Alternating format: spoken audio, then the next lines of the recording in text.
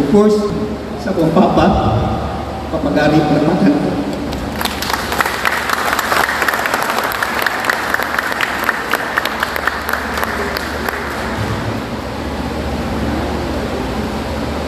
Of course, sa ako ang uyuan, na diya nagsugod ang atuang exposure sa public service ang naghugda sa Palaumon na mamahimong syudad ng Negros, the late Governor Dodo Caguas.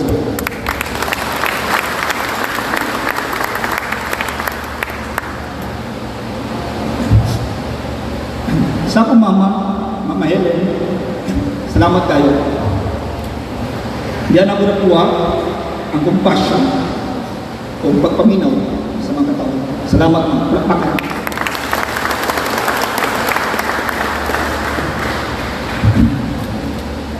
Sa ako ang mga igsuon,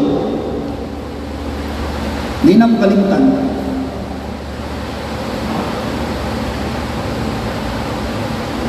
In 2001, si John Tracy was about to complete his third term.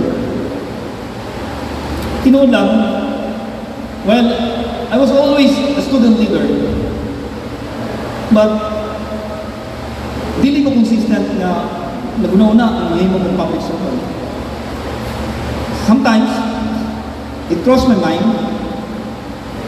pero sa diya, balik ko na ko, in 2002, hindi na ko balitan, the two great leaders na nahimong sila ng Negros. Of course, palakpakan na to, balik ko na ko, the late Governor Douglas Caguas, palakpakan na to. And of course, Honorable former Mayor Arsenio Boy Latasa, palakpakan. Di ko kalimot, nagkuha ko sa akong titulo, my first love. Siya ang nagtunol sa titulo, si Mayor Boy Latasa. Nga nasa tuwang, ang umabot na konsihal sa Digo City. That was in 2002. From that moment, morang interesado na kayo na masulod sa tuloy. And for that, thank you to my brother, na siya yung gusto udagan ko, kaya kung papa gusto kong ma-upload ko, mapas ko sa magulang si Rex Caguas, dito ka na. So salamat, Attorney John Tracy Caguas, si Manunggang, nagpakan. Ako ang mga isang babae na supportive kayo sa kuha. Nakaroon ng isa na sa Canada, isa na sa US. Si Caroline Caguas, Panlasidip, nagpakan. And Carlos Caguas, Limapiles, palakpakan. Of course, sa ako ang asawa, niya, to thick and thin, sa kapait, kahamugaway, kalisod, kalipay, na siya. Akong wife, si Lisa, palakpakan.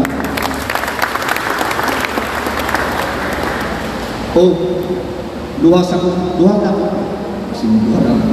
Kasi nagtuwa mo ng pakuilan ng wala pa. Sa kung duha ka anak, papailain na. Si Lex Octiano, palakpakan. Allow me to end my State of the City address with words from the great Aristotle. Si Aridilin niya good friend, palakpakan ito si Aristotle. The great philosopher Aristotle.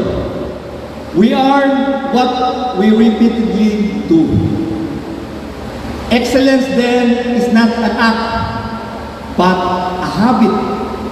Atong ipadayon ang atong mga maayong nasugdan o atong ipasigarbo nga kitang mga Negosenyos nagkahiusa alang sa kalambuan.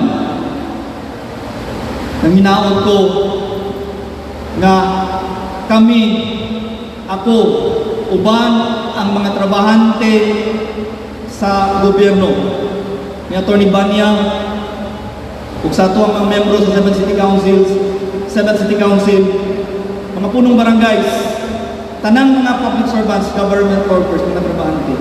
Kami kanunay nalikamo nga mas bulang pa ang syudad, mas patunol namo ang daghang serbisyo ug mga kayuhan nga mahimong malagturo ng malungtarod ang paglambot sa syudad sa Negros.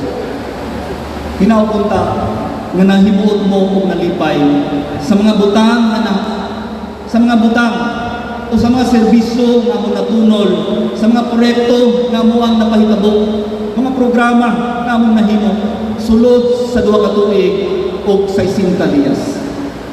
Uban no? Uban sa kanang inyuhang pagsabot sa mga butang nga wala pa namo nabuhat tungod lagi kay 2 ka tuig pa kumi sa among pamilya. Hupong Digo sa inyo, once again, happy 21st araw ng Digo City kanatong tanan. Daghang salamat. Mga Digoseños, that was the second state of the city address of Digo City Mayor Joseph Ortich Chagas.